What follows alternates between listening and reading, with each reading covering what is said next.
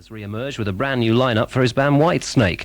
And in the week that his latest single, Here I Go Again, makes the top 40, David gave me the lowdown on that new Whitesnake lineup. The lineup as it stands is Mrs. Coverdale's little boy on vocals and body swerves, John Lord on keyboards, the Brigadier, of course. I gather I'm the Field Marshal. I don't know why. Suddenly Whitesnake on manoeuvres, yeah. Mel Galley from Trapeze on guitar and vocals. Mel was going to be originally in the Whitesnake lineup from the very beginning, but he just signed a new deal or something at the time, so it never came off. But things take their time. He's a fine singer. He's going to be a fine foil for me.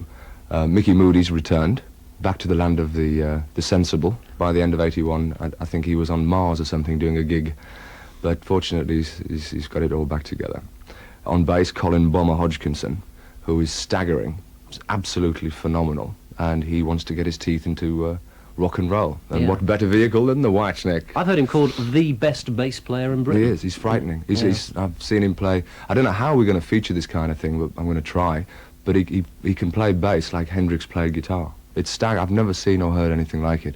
And of course, which brings me to the Rattler, Cozy Powell, who is just a great musician. It's going to be a perfect right-hand man for me in the band. Sounds like a really powerful lineup. It's going to be the best. Now, you've been routining, have you, getting it together, beginning to rehearse the thing? We've just been learning how much each of us can drink. There. This is the personal side. Yes, this is why I've got the sunglasses on, to avoid the London Underground road maps in my eyes.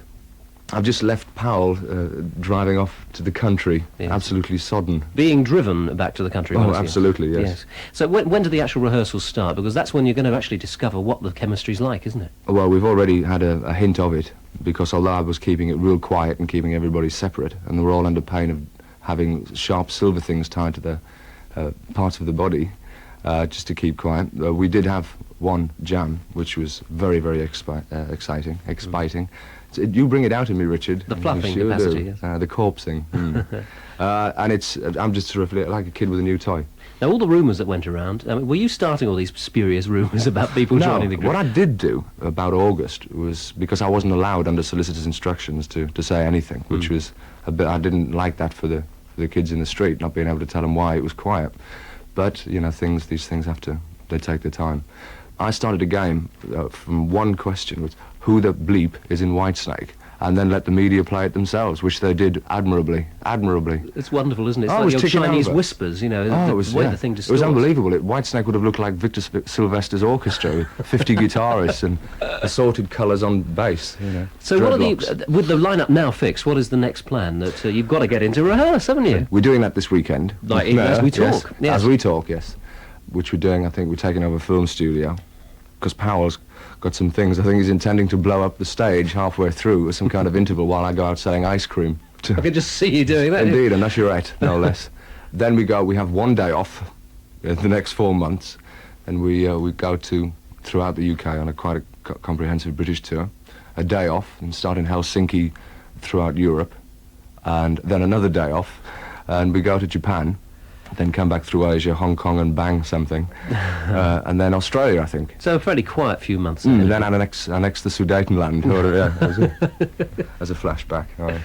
The record, too, doing well for itself. Smashing. In the charts. Now, that's taken a bit of getting in there, hasn't it? I gather, it's the problem being, I gather, unless people don't like it, is that when I write songs, and then leave it up to the record company to pull their hair out to decide which should be a single.